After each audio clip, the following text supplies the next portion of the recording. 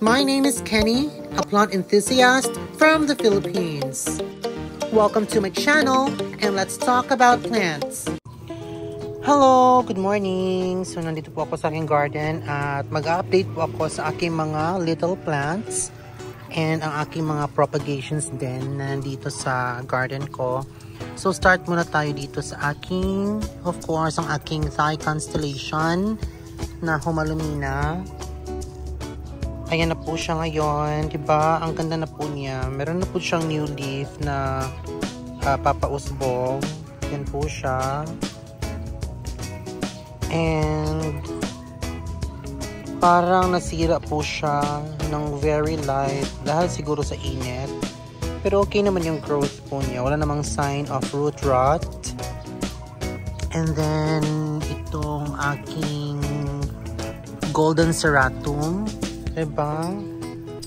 Ito po ang aking golden serratum. Yung maliit lang yung binili ko. Mahilig talaga akong bumili ng maliit na plant kasi first reason is cheaper po siya. And then mas fulfilling para kasi para sa akin magpalaki ng halaman na ako talaga ang nagpalaki. 'Di ba? Ewan ko kung ako lang pero yun talaga yung preference ko na bumili ng mga maliliit or baby na mga plants. And then move tayo doon sa ating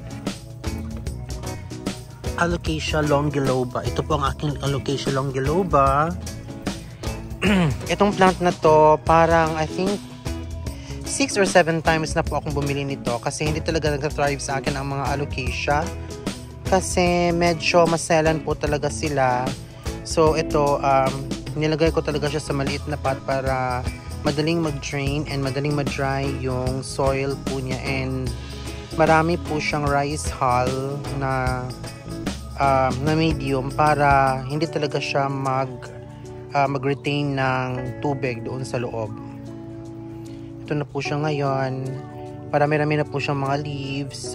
Nagsimula pagbili ko nito, 2 leaves po lang siya, and then ngayon meron na po siyang nadagdag na 2 leaves pa, diba? So 4 na siya. And then itong isang Alocasia na hindi ko talaga alam kung anong ID. Oh, meron na pala siyang isang shoot, diba? Ang binili ko ito lang nandito sa center, and then meron na pala siyang shoot dito. Magkatulad kaya ito? Parang hindi. Diba? Ano kayang Alocasia to na nasa isang side? Hindi siya magkatulad. Ito, parang I think dragon scale po ito na Alocasia. Hindi ko lang talaga sure ang ID ng Alocasia na ito. So yun po ang aking mga nabiling plants before. Yung maliliit na plants. And then, punta na tayo doon dito sa aking mga propagations. Ito yung isang propagation ko ng Choco Melinonii. It's a philodendron Choco Melinonii. Okay naman siya, nag-thrive naman siya dyan. Okay naman yung growth po niya. Baby po ito na hiniwalay ko sa mother plant. Marami po ito. Siguro naka-8 ako noon, pero pinamigay ko na yung iba. At ito lang yung natira sa akin, 2 na lang. And oh my god, meron akong kalaban dito sa garden. OMG. Wait lang, kunin ko lang siya.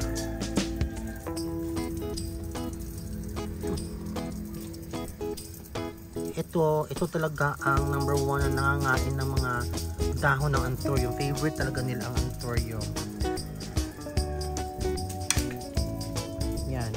Tinapon ko lang siya doon sa isang pot. Ito naman po ang aking, of course, aking anthurium na nabili. Ang ganda kaya nito, super. 'Di ba? Variegated anthurium foliage po siya. I think it's a white series. And Ito, white series din po ito na Anthurium at baby pa rin siya. Diba? Mas okay kaya ito baby din ito nung binili ko before, as in super ganito talaga siya kaliit. Naging ganyan na po siya. Pero nung una variegated po ito. Pero hindi ko alam bakit hindi nagtutuloy-tuloy ang kanyang variegation. Diba? Makikita niyo naman sa leaf na variegated po talaga yan, pero hindi talaga siya masyadong visible nung lumaki na siya. Ito ang Anthurium na ito. And kapag pala nakakita na kayo ng ganito na inflorescence, parang may nag-moist na. Wait lang, focus ko lang siya. Ganyan, kapag meron na siyang mga moist ganyan, receptive na po yan. Pwede nyo na po yung hand pollinate using other Anthurium din na merong, kung makakita kayo ng ganito, itong dust, yung mga dust na yan, pwede mo siyang i-transfer dito para magkaroon siya ng seeds. Ganun lang kadali. And intayin mo lang siya ng siguro mga 2 months, ganun, para ma-harvest mo yung seeds. So, balik tayo dito sa aking mga Anthurium na collection. Yung mga bagong bili kong Anthurium. So, ito, cardboard po ito na variegated cardboard. Pero, ewan ko lang kung magtutuloy-tuloy yung variegation po niya kasi hindi masyadong visible yung variegation niya as of the moment. At meron na po siyang new leaf dyan. Napapausbong. Yung isa, dapat meron na yan pero parang kinain ng snail. So, ganun talaga sa garden. Meron talaga tayong mga unwanted visitors, diba? And ito naman po ang aking ito yung pinakamahal na Anthurium na nabili ko. As in, mahal talaga ito. Yung pink series. Pero, ito nga yung shinare ko na nag-stop ng growth. Pero, meron na siyang shoot na lumabas sa gilid. At ang weird lang kasi ang shoot na yan kasi panibagong plant po yan. At ang liit-liit naman niya para magkaroon ng shoot, diba?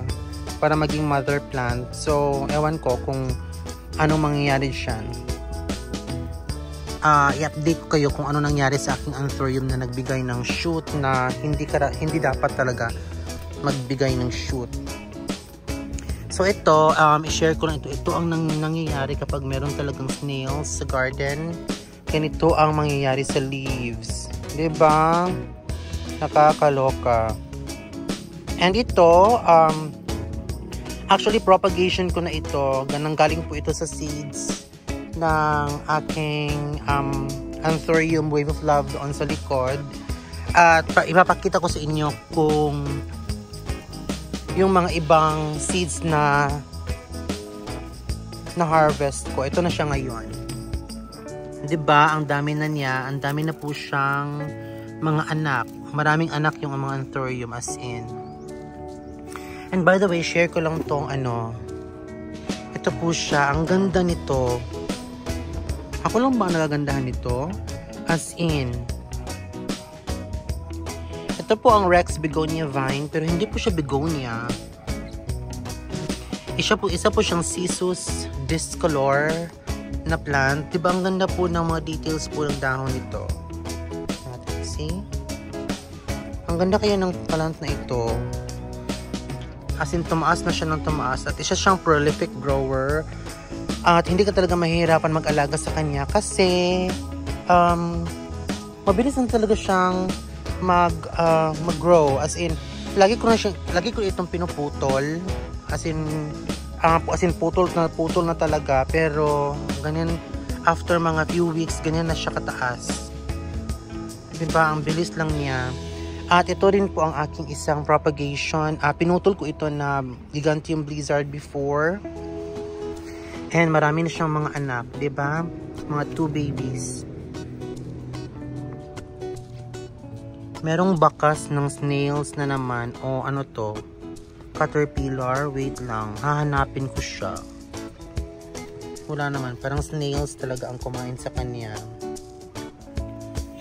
So ayan, malaki na po siya, 'di ba? So yun lamang po for today. Have a nice day po, and please don't forget to click like and subscribe para naman makagawa pa ako ng ibang videos. Have a nice day po. Bye bye.